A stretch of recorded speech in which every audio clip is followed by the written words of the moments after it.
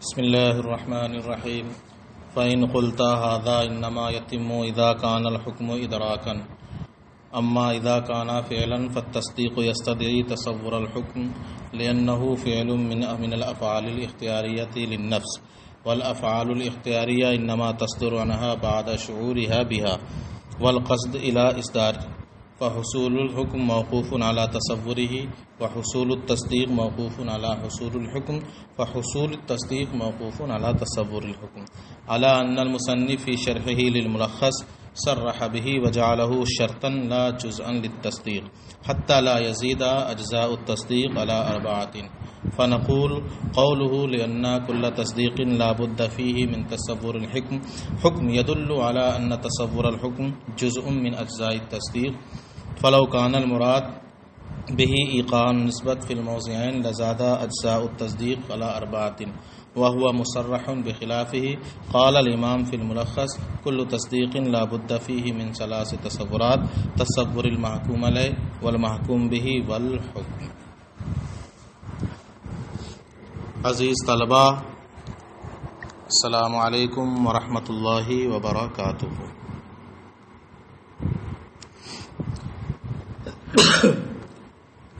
کل کے سبق نے آپ کو یہ بتا دیا، یا کل کے سبق میں آپ نے یہ پڑھا کہ اگر دونوں جگہ حکم سے ایقاع نسبت اور انتزاع نسبت مراد لیا جائے تو اس صورت میں تصدیق تصور حکم پر موقوف ہوگی، اور یہ موقوف ہونا باطل ہے. یعنی تصدیق کا تصور حکم پر موقوف ہونا لازم آئے گا، اور یہ لازم باطل کل ہی باطل ہو گیا. اس پر معترض آج ایک اعتراض کرتا ہے، شارح اس کا جواب دیں گے. معترض یہ اعتراض کرتا ہے کہ آپ کا یہ کہنا کہ اگر دونوں جگہ ایقاع نسبت یا انتزاع نسبت مراد لیا جائے تو تصدیق تصور حکم پر موقوف ہوگی، اور یہ باطل ہے. ہم اس بطلان کو علی الاطلاق تسلیم نہیں کرتے، ڈائریکٹ تسلیم نہیں کرتے. اس کی وجہ یہ ہے کہ حکم کے بارے میں 2 رائے ہیں. جمہور منطقی یعنی جمہور حکمہ یعنی متقدمین کی رائے، اور دوسرے ہیں متاخرین. متقدمین کی رائے یہ ہے کہ حکم ادراک کا نام ہے، جبکہ متاخرین کی رائے یہ ہے کہ حکم افعال نفس میں سے ایک فعل ہے. آپ یہ پیچھے پڑھ چکے ہیں. اب اگر متقدمین کی رائے کے مطابق حکم کو ادراک مانے، حکم کو کیا مانے؟ ادراک مانے، تب تو آپ کا یہ کہنا کہ تصدیق تصور حکم پر موقوف ہوگی، یعنی ایقاع نسبت یا انتزاع نسبت کے تصور پر موقوف ہوگی، اور یہ باطل ہے. ہم اس کو تسلیم کریں گے، مانیں گے، ہاں ٹھیک ہے. اس صورت میں یہ بطلان لازم آئے گا، کیونکہ اس صورت میں جب وہ نفس کا فعل ہی نہیں ہوگا تو اس کے صدور کے لیے، یعنی حکم کے صدور کے لیے قصد اور شعور کی بھی ضرورت نہیں ہوگی. جب افعال نفس میں سے فعل نہیں ہے بلکہ ادراک ہے تو قصد و شعور کی ضرورت نہیں ہوگی. لیکن اگر محققین کی رائے کے مطابق یہ مانا جائے کہ حکم نام ہے افعال نفس میں سے ایک فعل کا، اس صورت میں تصدیق کا تصور حکم پر موقوف ہونا باطل نہیں ہوگا بلکہ ثابت ہوگا. اس لیے نفس کے جتنے بھی افعال اختیاریاں ہیں تو فعل اختیاری کو وجود میں لانے کے لیے یا اس کے حاصل کرنے کے لیے اس فعل کا تصور ضروری ہے. جتنے بھی افعال اختیاریاں ہیں ان کا حصول ان افعال کے تصور پر موقوف ہوتا ہے، لہذا تصدیق کا حصول بھی حکم کے تصور پر موقوف ہو جائے گا. ٹھیک ہے. جب یہ افعال نفس میں سے ایک فعل ہے تو پھر یہ افعال اختیاریہ ہوا، اور جتنے بھی افعال اختیاریہ ہوتے ہیں ان کا حصول ان کے تصور پر موقوف ہوتا ہے. جس کو آپ حاصل کرنا چاہ رہے ہیں پہلے اس کا تصور کریں گے. تو اب جب تصدیق حاصل کرنا چاہ رہے ہیں تو وہ موقوف ہوگی کس پر؟ حکم کے تصور پر. لہذا حکم پر، اور حکم حاصل کرنے کے لیے اس کا تصور ضروری ہوگا. اس صورت میں یہ بطلان لازم نہیں آئے گا. یہ انہوں نے ثابت کیا. تو اب قضیے کیا نکلیں گے اس طور پر، حصول التصدیق موقوف علی حصول الحکم، تصدیق کا حصول موقوف ہے حکم کے حصول پر، پہلا قضیہ، وحصول الحکم موقوف علی تصور الحکم، اور حکم کا حصول موقوف ہے حکم کے تصور پر، نتیجہ کیا نکلے گا، حصول التصدیق موقوف علی تصور الحکم، تصدیق کا حصول موقوف ہے حکم کے تصور پر۔ سمجھ میں آ گیا؟ دو قضیے نکلیں گے اب، حصول التصدیق موقوف علی الحکم وحصول الحکم موقوف علی تصور الحکم، نتیجہ حصول التصدیق موقوف علی تصور الحکم۔ یہ قضیہ نکل کر آئے گا، یہ نتیجہ نکل کر آئے گا۔ یہ اعتراض پڑا۔ مزید شارح نے بیچ میں اس اعتراض پر ایک اعتراض ہو رہا تھا، اس کا جواب بھی دیا، یعنی جو فَإِنْ قُلْتَ سے اعتراض شارح ذکر کر رہے ہیں، اس پر ایک اعتراض ہوا، اس اعتراض کا جواب بھی یہیں دے رہے ہیں۔ اعتراض یہ ہوا کہ جناب جب تصدیق تصور حکم پر موقوف ہوگی تو اس صورت میں قضیے تصدیق کے اجزاء 5 ہو جائیں گے، 4 نہیں رہ جائیں گے۔ اب تک 4 پڑے گئے تھے، محکوم علیہ کا تصور، محکوم بہ کا تصور، نسبت حکمیہ کا تصور اور حکم 4۔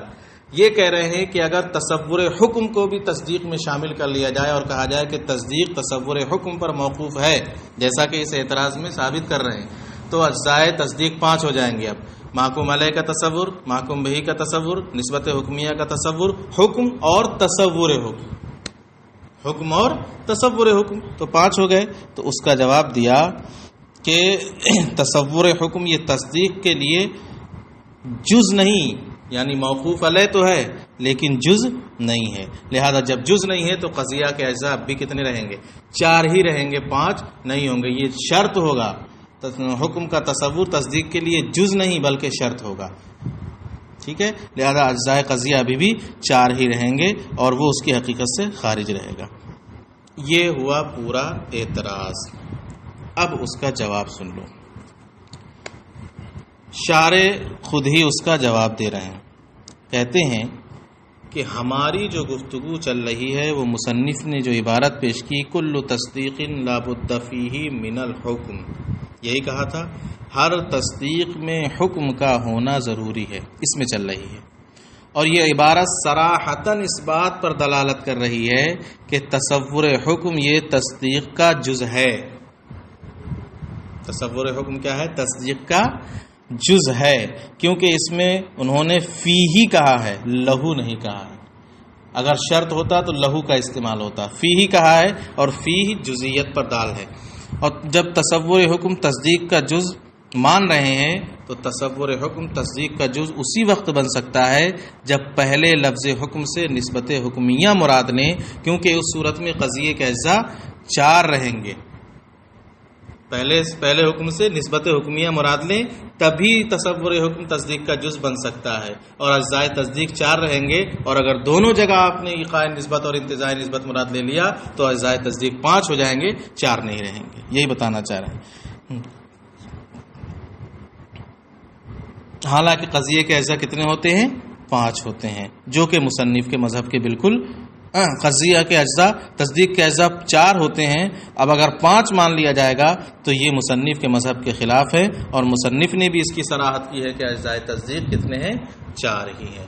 لہذا آپ کو ماننا پڑے گا کہ تصور حکم یہاں تصدیق کا جز ہے، اور جز تبھی بن سکتا ہے جب پہلی جگہ حکم سے نسبت حکمیہ مراد لی جائے اور دوسری جگہ ایقاء نسبت مراد لی جائے۔ اگر دونوں جگہ ایقاء نسبت اور انتزاعی نسبت مراد لے لیا جائے گا تو ایسی صورت میں اجزاء تصدیق یا اجزاء قضیہ 5 ہو جائیں گے، جو خود مصنف کے مذہب کے خلاف ہے، کیونکہ مصنف پہلے ہی یہ بتا چکے ہیں کہ اجزاء قضیہ کتنے ہیں؟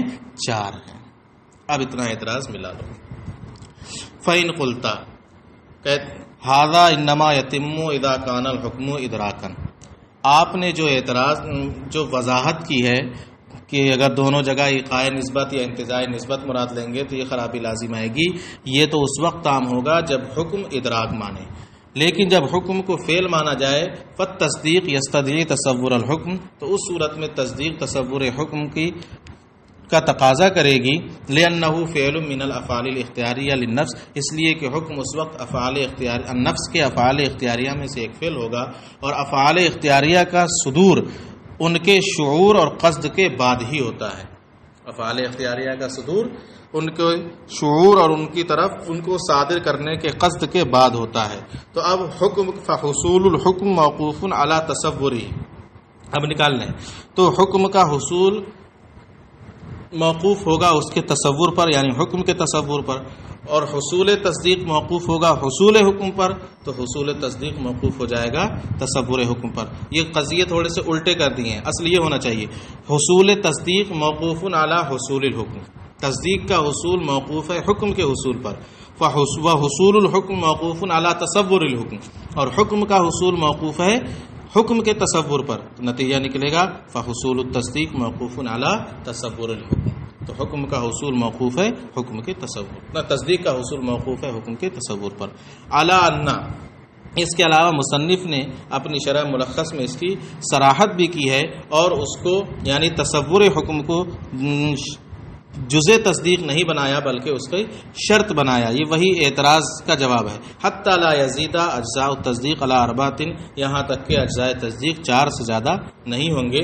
فنقول، تو ہم کہتے ہیں جواب،